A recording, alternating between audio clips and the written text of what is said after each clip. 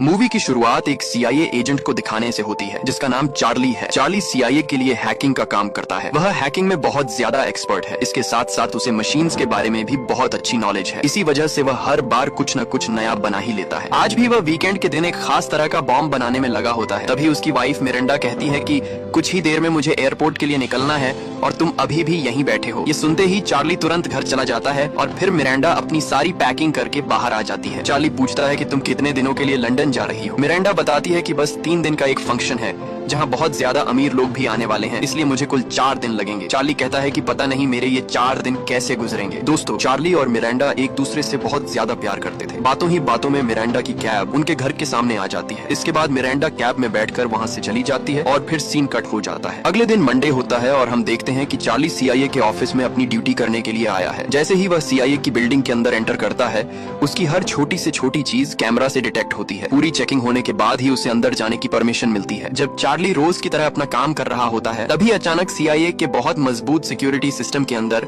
एक दूसरा हैकर घुस जाता है। चार्ली तुरंत उस हैकर को सीआईए के सारे सिस्टम से बाहर निकाल देता है, लेकिन तभी वह हैकर चार्ली को मैसेज करता है। उस हैकर का नाम इंक्विलाइन होता है। वह कहता है कि यह मेरा असली नाम नहीं है और मैं तुम्हारे लिए किसी भी तरह का खतरा नहीं हूँ। चार्ली जवाब देता है कि अगर तुम गलती से सिस्टम में घुसे हो तो मैं कुछ नहीं कहूंगा, लेकिन ऐसी चीजें गलती से नहीं होती, इसलिए अपना मकसद बताओ। चार्ली धमकी देता है कि वरना तुम दुनिया के जिस भी कोने में छुपे होगे, मैं तुम्हें ढूंढकर सीआईए को तुम्हारे पीछे भेज दूंगा। इस पर इंक्विलाइन कहता है कि मैं तुम्हें कल बहुत ही इंपॉर्टेंट इन्फॉर्मेशन देने वाला हूँ जो तुम्हारे बॉस के बारे में है। तुम्हारा बॉस गद्दार है। इंक्विलाइन कहता है कि फिलहाल मैं इससे ज्यादा कुछ नहीं बता सकता। ये सुनकर चार्ली कहता है कि अगर मैं चाहूँ तो तुम्हारी लोकेशन ट्रैक कर सकता हूँ और मुझे पता है कि तुम टर्की के रहने वाले हो, इसलिए मुझसे खेल मत खेलो और सच बताओ। इसके बाद इंक्विलाइन पूरा सच बता देता है। वह कहता है कि तुम्हारे ऊपर जो 2 बॉस हैं वे दोनों गद्दार हैं, लेकिन उनके ऊपर जो डेप्यूटी एलिजाबेथ है वह बहुत अच्छी औरत है। तुम्हारे बॉस रूसो और एलबी कल एक जगह पर टेररिस्ट अटैक कराने वाले हैं। यह सुनते ही चार्ली बहुत ज्यादा हैरान हो जाता है। वह पूछता है कि आखिर मैं तुम्हारा यकीन क्यों करूं? इंक्विलाइन कहता है कि तुरंत मेन सर्वर रूम में जाओ जहां मास्टर कंप्यूटर रखा है। यह सुनकर चार्ली और भी हैरान हो जाता है। चार्ली सोचता है कि इंक्विलाइन को सीआईए के अंदर मास्टर कंप्यूटर की जगह कैसे पता है। इंक्विलाइन कहता है कि अब तो तुम मेरा यकीन कर सकते हो क्योंकि मुझे सीआईए की बहुत सारी इन्फॉर्मेशन पता है। चार्ली बिना सोचे समझे मेन रूम में चला जाता है। वहां पहुंचते ही चार्ली कंप्यूटर पर इंक्विलाइन की लोकेशन ट्रैक करने लगता है, लेकिन हम देखते हैं कि उस कंप्यूटर में इंक्विलाइन का वायरस पहले से एक्टिव होता है। यह देखकर चार्ली को बहुत बड़ा झटका लगता है। कुछ करने से पहले ही उसके सामने कई रिपोर्ट्स आ जाती हैं। इन रिपोर्ट्स में अमेरिका के कुछ टॉप सीक्रेट्स होते हैं। उनमें लिखा होता है कि 2022 में जो बॉम्ब ब्लास्ट हुए थे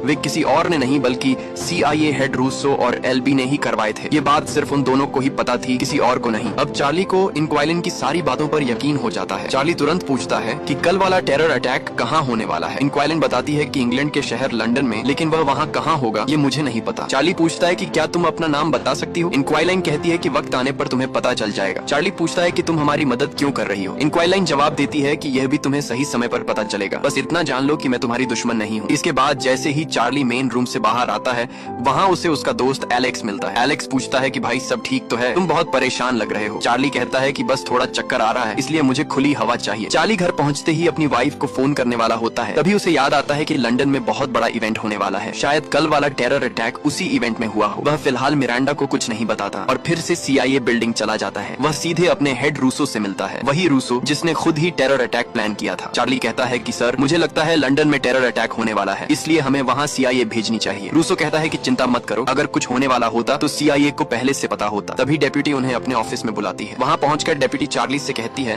कि मुझे बहुत अफसोस के साथ बताना पड़ रहा है कि लंदन में अभी अभी एक टेरर अटैक हुआ है जिसमें तुम्हारी वाइफ मिरांडा की मौत हो चुकी है। ये सुनते ही चार्ली सन्न रह जाता है। वह कहता है कि जरूर कोई गलतफहमी हुई होगी, प्लीज फिर से चेक कीजिए, शायद वह कोई और औरत हो। लेकिन डेप्यूटी कहती है कि मुझे भी बहुत अफसोस है, मिरांडा अब नहीं रही। इसके बाद रूसो टीवी ऑन करता है। न्यूज में चार्ली देखता है कि एक टेररिस्ट ने मिरांडा को पकड़ा और बिना सोचे समझे उसे गोली मार दी। ये देखकर चार्ली पूरी तरह टूट जाता है। कुछ देर बाद उसका दोस्त उसे घर छोड़ने आता है। घर के बाहर रिपोर्टर्स और मीडिया वाले इंटरव्यू लेने के लिए खड़े होते हैं, लेकिन चार्ली सबसे मुंह छुपाकर घर के अंदर चला जाता है। वह कभी घर के एक कोने में तो कभी दूसरे कोने में बैठा रहता है, क्योंकि हर जगह उससे मिरांडा की याद सताती रहती है। अगले दिन चार्ली फिर से CIA ऑफिस जाता है जहाँ रूसो और एल्बी दोनों मौजूद होते हैं। चार्ली कहता है कि हम CIA वाले हैं, दुनिया की नंबर 1 इंटेलिजेंस एजेंसी हैं, फिर भी हमें लंदन वाले अटैक की खबर कैसे नहीं मिली। रूसो कहता है कि हम भी इंसान हैं, हमसे भी गलती हो सकती है। चार्ली कहता है कि चलो गलती मान ली, लेकिन अब मिरांडा के कातिलों को ढूंढ तो सकते हैं। इस पर एल्बी कहता है कि तुम्हें अभी बहुत बड़ा सदमा लगा है, इसलिए तुम ऐसा सोच रहे हो। एल्बी कहता है कि हम पूरी कोशिश कर रहे हैं, लेकिन वे टेररिस्ट बहुत चालाक हैं। तब चार्ली समझ जाता है कि ये दोनों गद्दार हैं और उसकी मदद नहीं करेंगे। वह वापस घर चला जाता है, जहाँ हर कोने में उसे मिरांडा की याद आती है। इसी वजह से वह बाहर ग्रास पर आकर बैठ जाता है और वहीं सो जाता है। अगले दिन चार्ली एयरपोर्ट जाकर मिरांडा की डेड बॉडी कलेक्ट करता है। उसी रात वह मिरांडा का सूटकेस देखता है जिसे वह लंदन ले गई थी। चार्ली सूटकेस को गले लगाकर फूट फूट कर रोता है और रोते रोते पूरी रात गुजर जाती है। सुबह होते ही चार्ली फैसला करता है कि अब वह खुद ही अपनी वाइफ के कातिलों से बदला लेगा। इसी वजह से चार्ली तुरंत अपने ऑफिस आता है और मेन सिक्योरिटी रूम में जाकर लंदन में जिस बिल्डिंग में टेरर अटैक हुआ था वहाँ के सारे कैमरास चेक करना शुरू कर देता है। कुछ ही मिनटों में उससे उन 3 लोगों की इंफॉर्मेशन मिल जाती है जिन्होंने मिरांडा को मारा था। उन 3 लोगों में 2 आदमी और एक औरत थी। जब चार्ली ने और ज्यादा इन्वेस्टिगेशन की तो उसे पता चला कि वे कोई और नहीं बल्कि रशियंस हैं। उन 2 आदमियों के नाम लिसांद्रो और मोनिसेंट थे, जबकि उनकी साथी का नाम सिलीन था। चार्ली ने कुछ ही मिनटों में उन तीनों की पूरी डिटेल्स निकाल ली, लेकिन तभी रूसो और एल्बी उसे अपने रूम में बुला लेते हैं। वे कहते हैं कि तुम्हें यह सब करने की जरूरत नहीं है, हम सब कुछ हैंडल कर लेंगे। इस पर चार्ली उनसे पूछता है कि हैंडल करने का क्या मतलब है। चार्ली कहता है कि मैंने कुछ ही मिनटों में सब कुछ पता कर लिया और तुम्हें 3 दिन लग गए यह तय करने में कि हम हैंडल करेंगे। तुम्हें उतना भी नहीं पता चला जितना मुझे आधे घंटे में पता चल गया। चार्ली कहता है कि शायद तुम जानना ही नहीं चाहते। इस पर रूसो कहता है कि अगर तुम डॉक्टर को दिखाओगे तो शायद तुम्हारी हालत ठीक हो जाए। तब चार्ली समझ जाता है कि ये लोग पूरी तरह बिक चुके हैं, इसलिए अब जो भी करना है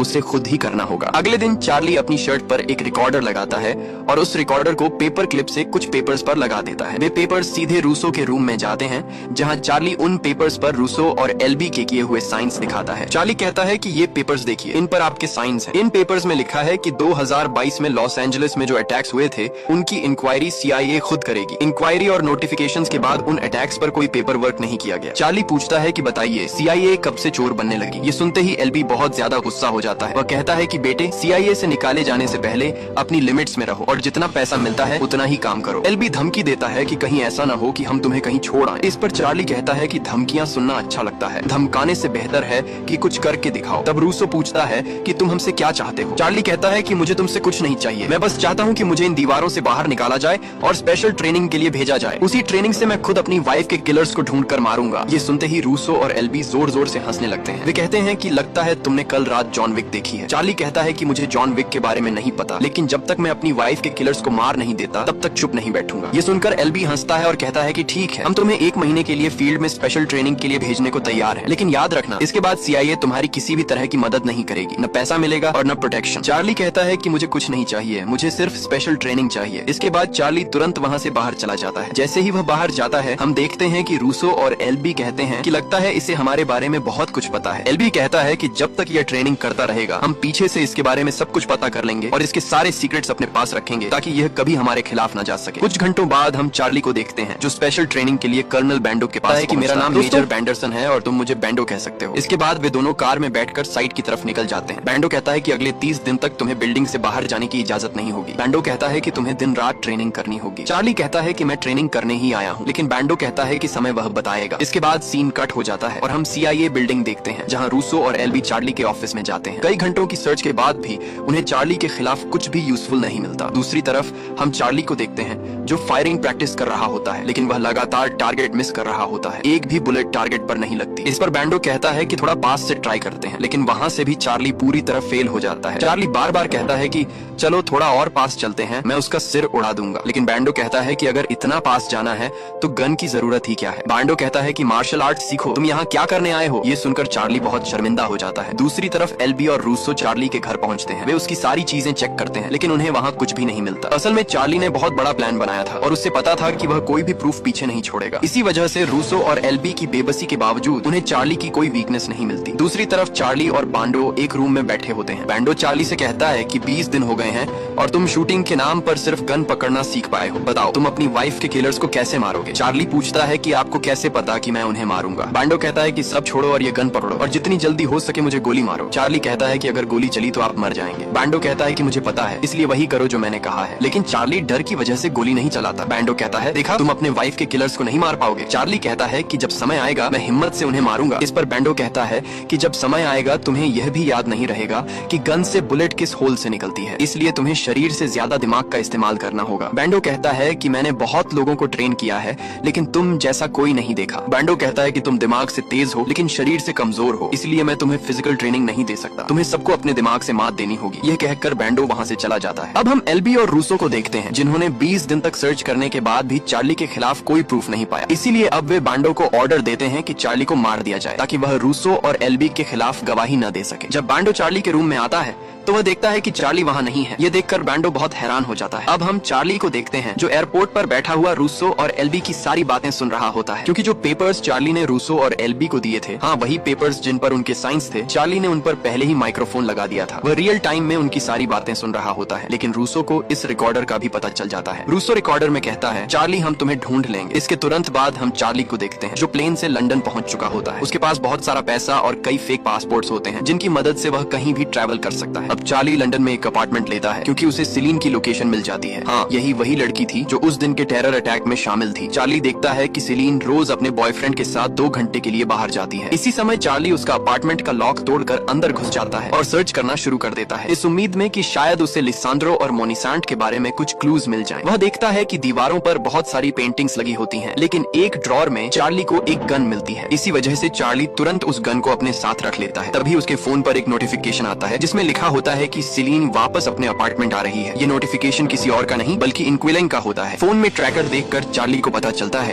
कि सिलीन अब उसके बहुत करीब आ चुकी है। ये समझते ही चार्ली तुरंत अपार्टमेंट से बाहर निकल आता है और थोड़ा पीछे छिप जाता है। जैसे ही सिलीन और उसका बॉयफ्रेंड अपार्टमेंट के अंदर जाते हैं, चार्ली उन पर गन तान देता है, लेकिन बैंडो की बातें सच साबित होती हैं और सही समय आने पर चार्ली गोली नहीं चला पाता। डर के मारे चार्ली वहाँ से भाग जाता है और तुरंत अपने अपार्टमेंट पहुँच जाता है। वहाँ पहुँचते ही वह इंक्विलाइन से बात करने की कोशिश करता है, लेकिन इस बार इंक्विलाइन उसे कोई रिप्लाई नहीं देती। अगले ही पल हम चार्ली को देखते हैं जो अगली बार रेगुलर चेकअप के बहाने वहाँ आता है, लेकिन इस बार चार्ली सारे कंप्यूटर्स में वायरस डाल देता है और सभी कंप्यूटर्स बंद कर देता है। इसकी वजह से डॉक्टर तुरंत सिलीन को छोड़कर बाहर चला जाता है। इसी मौके का फायदा उठाकर चार्ली सिलीन के पास आता है, चेंबर का दरवाजा बंद करता है और अंदर अनकॉन्शियस पाउडर डालना शुरू कर देता है। सिलीन पूछती है कि तुम कौन हो और क्या कर रहे हो? चार्ली कहता है कि इन बातों का समय नहीं है, जल्दी बताओ लिसांड्रो और मोनिसांट कहाँ मिलेंगे? सिलीन कहती है कि तुम वहाँ नहीं जा सकते। तभी चार्ली गुस्से में और ज्यादा पाउडर डाल देता है। चार्ली कहता है कि तुम्हारे पास 15 सेकंड्स हैं, इसके बाद तुम बेहोश हो जाओगी। सिलीन कहती है कि उसे कुछ भी नहीं पता। जैसे ही सिलीन बेहोश होने वाली होती है, चार्ली चेंबर का दरवाजा खोल देता है। दरवाजा खुलते ही सिलीन चार्ली पर हमला कर देती है। दोनों के बीच जोरदार फाइट शुरू हो जाती है। सिलीन चार्ली पर भारी पड़ने लगती है और लड़ते लड़ते वे डॉक्टर के ऑफिस से बाहर सड़क तक आ जाते हैं। सिलीन भागने लगती है और चार्ली उसके पीछे होता है। तभी एक वैन उसे टक्कर मार देती है और सिलीन की मौके पर ही मौत हो जाती है। चार्ली को सिलीन से कोई भी इंफॉर्मेशन नहीं मिल पाती, इसलिए वह सिलीन का फोन उठाता है और तुरंत वहाँ से भाग जाता है। वह अपने अपार्टमेंट पहुंचकर सारा सामान पैक करता है और वहां से किसी दूसरी सिटी जाने का फैसला करता है ताकि कोई उसे ट्रैक न कर सके। नई सिटी पहुंचते ही चार्ली एक बार में जाता है जहां वह देखता है कि बैंडो उसके पीछे आ चुका है। जैसे ही चार्ली की नजर उस पर पड़ती है, वह तुरंत वहां से भागने लगता है। भागते हुए वह एक दूसरे क्लब में घुस जाता है, लेकिन बैंडो वहां भी पहुंच जाता है। बैंडो कहता है कि भागने की जरूरत नहीं है, इससे कोई फायदा नहीं होगा। चार्ली पूछता है कि तुमने मुझे कैसे ढूंढ लिया? बैंडो कहता है कि क्या तुम CIA के सबसे अच्छे हैकर नहीं थे? फिर वह कहता है कि जो तुम करने जा रहे हो वह बहुत खतरनाक है। बैंडो चार्ली को समझाता है कि चुपचाप घर जाओ और कहीं छिप जाओ, वरना यहाँ मारे जाओगे और कोई पूछने वाला भी नहीं होगा। चार्ली कहता है कि अब वह पीछे नहीं हटेगा। इस पर बैंडो कहता है कि ठीक है, मुझे पता है कि CIA वाले दूध के धुले नहीं हैं। बैंडो कहता है कि इसी वजह से मैं तुम्हें तुम्हारे हाल पर छोड़ रहा हूँ। इतना कहकर चार्ली वहाँ से बाहर आ जाता है और सीन कट हो जाता है। अब हम टर्की का सीन देखते हैं जहाँ चार्ली पहुँच चुका होता है, क्योंकि इंक्विलाइन ने उससे टर्की आने को कहा था। इंक्विलाइन ने कहा था कि वह वहीं मिलेगा। बताई गई लोकेशन पर पहुँचते ही चार्ली देखता है कि इंक्विलाइन कोई लड़का नहीं बल्कि एक लड़की है और वह मुस्लिम भी होती है। चार्ली पूछता है कि तुमने CIA की हाई सिक्योरिटी कैसे तोड़ी और उनके कंप्यूटर्स को कैसे हैक किया? इस पर क्विलिन कहती है कि मेरा नाम सारा है। वह बताती है कि उसके पति CIA में काम करते थे, लेकिन उन्होंने रूसो और एल्बी का राज खोलने की कोशिश की थी। इसी वजह से रूसो और एल्बी ने उन्हें मरवा दिया। सारा कहती है कि उसके पति ने उसे सब कुछ सिखाया था। सारा बताती है कि इसी वजह से वह पासवर्ड्स हैक करके चार्ली तक आसानी से पहुंच गई। चार्ली कहता है कि अब तुम्हें पता है कि रूसो और एल्बी कितने खतरनाक हैं, फिर भी तुम मेरी मदद क्यों कर रही हो। सारा कहती है कि उसे अपनी जान की कोई परवाह नहीं है। सारा कहती है कि जैसे ही उसे पता चला कि चार्ली की वाइफ भी टेरर अटैक में मारी गई है, उसने चार्ली का साथ देने का फैसला कर लिया। पहले वह सिर्फ रूसो और एल्बी के प्लान खराब करना चाहती थी, लेकिन अब वह चार्ली का पूरा साथ देगी। इसके तुरंत बाद हम चार्ली को एक होटल में देखते हैं। वहाँ पहुँचते ही वह एक वैक्यूम मशीन को स्विमिंग पूल के वैक्यूम चेंबर में फिट कर देता है। इसका क्या मकसद है ये हमें आगे पता चलता है। जिस जगह चार्ली आया था वहाँ उससे मॉनी सेंट मिलने वाला होता है, लेकिन तभी सारा बताती है कि वहाँ एक और आदमी भी है जो CIA के लिए काम करता है और एक जॉनसन नाम का आदमी है जो रशियन इंटेलिजेंस के लिए काम करता है। चार्ली कहता है कि CIA का आदमी बैंडो है, लेकिन दूसरे आदमी के बारे में उसे कुछ नहीं पता। सारा कहती है कि दूसरा आदमी मॉनीसेंट का ही होगा, इसलिए दोनों से बचकर रहना। यहाँ हम मॉनीसेंट को देखते हैं जो इतना अमीर था कि उसने अपने पूरे अपार्टमेंट में स्विमिंग पूल बनवा रखा था। वह टॉप फ्लोर पर रहता था और हर रात आराम से स्विमिंग करता था। आज भी मॉनीसेंट रोज की तरह स्विमिंग कर रहा होता है। तभी वहाँ चार्ली पहुँच जाता है। मॉनीसेंट कहता है कि लगता है तुम्हें अपनी जान प्यारी नहीं है, तुम ऊपर क्या कर रहे हो। चार्ली जवाब देता है ऊपर तो अब तुम जाने वाले हो, जैसे ही मैं ये बटन दबाऊंगा मोटा ग्लास टूट जाएगा। चार्ली धमकी देता है कि ग्लास टूटते ही तो सीधा ऊपर चला जाएगा, इसलिए मुझे बता दो लिसांड्रो कहाँ मिलेगा। ये सुनते ही मॉनीसेंट डर जाता है और तुरंत लिसांड्रो की लोकेशन बता देता है, लेकिन चार्ली इतना गुस्से में होता है कि वह बटन दबा देता है। धीरे धीरे ग्लास टूटने लगता है। मॉनीसेंट बाहर निकलने की बहुत कोशिश करता है, लेकिन ग्लास पूरी तरह टूट जाता है और मॉनीसेंट नीचे गिरकर मर जाता है। सारा के कहने पर चार्ली वहाँ से तुरंत भाग जाता है, लेकिन तभी जॉनसन और बैंडो उसका पीछा करने लगते हैं। एक जगह जॉनसन चार्ली को पकड़ने ही वाला होता है कि तभी बैंडो जॉनसन पर हमला कर देता है। बैंडो उससे बुरी तरह पीटने लगता है, लेकिन जॉनसन भी कम नहीं होता। वह अपनी गन से बैंडो के पेट में गोली मार देता है। अगले ही पल बैंडो जॉनसन के सिर में गोली मारकर उसे ढेर कर देता है। इसके बाद बैंडो चार्ली से कहता है कि वह उसे पकड़ने नहीं बल्कि उसकी मदद करने आया था। वह चार्ली से कहता है कि जाओ और अपनी वाइफ का बदला लो। बैंडो कहता है कि अगर गलती से कोई जिंदा बच गया तो यह मत कहना कि मैं तुम्हारे साथ मिला हुआ हूँ, वरना मेरी जॉब भी जाएगी और मेरी जान भी। ये सुनते ही चार्ली तुरंत वहाँ से भाग जाता है। इसके बाद हम रात का सीन देखते हैं जहाँ सारा और चार्ली जिस जगह रुके होते हैं वहाँ टर्किश आर्मी हमला कर देती है। ये सब अमेरिकन CIA के कहने पर किया गया होता है। सारा चार्ली को कार में बैठाकर वहाँ से भागने लगती है। चारों तरफ से फायरिंग शुरू हो जाती है, लेकिन सारा बड़ी होशियारी से कार चलाती रहती है। तभी एक बुलेट सारा की छाती में लग जाती है और सारा की मौके पर ही मौत हो जाती है। ये देखकर चार्ली बहुत ज्यादा डर जाता है। चार्ली तुरंत सारा को कार की साथ ही सीट पर लिटा देता है और खुद कार चलाने लगता है। किस्मत से वह टर्किश आर्मी से बच निकलता है और एयरपोर्ट पहुंच जाता है। वहां से वह सीधे प्लेन पकड़ता है और लिसांड्रो की लोकेशन पर पहुंच जाता है, लेकिन तभी पीछे से कोई चार्ली पर हमला करता है, उसे बेहोश कर देता है और लिसांड्रो की बोट पर ले आता है। होश में आते ही लिसांड्रो चार्ली से कहता है कि तुमने सेलिनी को मारा, मॉनीसेंट को भी मारा और तुम्हें लगा कि मुझे पता नहीं चलेगा। तुम इतने बेवकूफ हो कि लिसांड्रो को मारने खुद आ गए। चार्ली कहता है कि मुझे बस तुम्हें मारना है और कुछ नहीं। तुमने मेरी वाइफ को मारा है, इसलिए अब तुम मरोगे। लिसांड्रो कहता है कि मैंने तुम्हारी वाइफ को नहीं मारा, उसे एल्बी और रूसो ने मरवाया था। मैं और मेरे दो साथी उनके कहने पर उन टेररिस्ट्स पर हमला कर रहे थे। हमारा मिशन कुछ और था। तुम्हारी वाइफ रास्ते में आ गई, इसलिए मैंने अपना रास्ता साफ किया। असल में सारा क्रेडिट CIA को जाना चाहिए। लिसांड्रो कहता है कि अगर तुम इस मास्टर प्लान का क्रेडिट मुझे देना चाहते हो तो मैं खुशी खुशी ले लूंगा। अब बताओ तुम मुझे मारना चाहते हो या CIA के एल्बी और रूसो को। चार्ली कहता है कि तुम जरूर मरोगे। तभी लिसांड्रो अचानक चार्ली को एक गन देता है और कहता है लो इसे और एक ही शॉट में मुझे मार दो। चार्ली गन पकड़ लेता है और हमें लगता है कि वह लिसांड्रो को मार देगा ताकि लिसांड्रो के आदमी भी चार्ली को न छोड़े, लेकिन तभी चार्ली वह गन छोड़ देता है। हम देखते हैं कि लिसांड्रो की बोट अब कंट्रोल से बाहर हो चुकी होती है। दरअसल यह सब चार्ली की प्लानिंग थी। चार्ली ने पहले ही घर पर लिसांड्रो की बोट हैक कर दी थी और उसकी लोकेशन सीधे LOC के पास सेट कर दी थी। अब बोट नॉर्वे से रोमानिया की बॉर्डर क्रॉस कर जाती है। तुरंत रोमानियन आर्मी चारों तरफ से उस बोट को घेर लेती है। चार्ली आराम से बैठकर पानी पी रहा होता है। थोड़ी ही देर में रोमानियन आर्मी लिसांड्रो और उसके आदमियों को पकड़ लेती है। चार्ली कहता है कि मेरा नाम चार्ली है और सारी इंफॉर्मेशन मैंने ही दी थी। इसके बाद रोमानियन आर्मी चार्ली को सुरक्षित अमेरिका भेज देती है। इसी के साथ चार्ली का बदला पूरा हो जाता है। अब हम CIA की डेप्यूटी को प्रेस कॉन्फ्रेंस में देखते हैं। वह बताती है कि अंदर की इंफॉर्मेशन से पता चला है कि एल्बी और रूसो गद्दार हैं, इसलिए उन्हें जेल भेजा जा रहा है। यह अंदर की इंफॉर्मेशन किसी और ने नहीं बल्कि चार्ली ने दी थी। इसके बाद चार्ली को बहुत सुकून मिलता है। जब वह अपनी कार में बैठा होता है तभी बैंडो आता है और कहता है कि कभी कभी लड़ाइयाँ हथियारों से नहीं बल्कि दिमाग से जीती जाती हैं। यह कहकर बैंडो वहाँ से चला जाता है। इसी हैप्पी एंडिंग के साथ ये मूवी खत्म हो जाती है।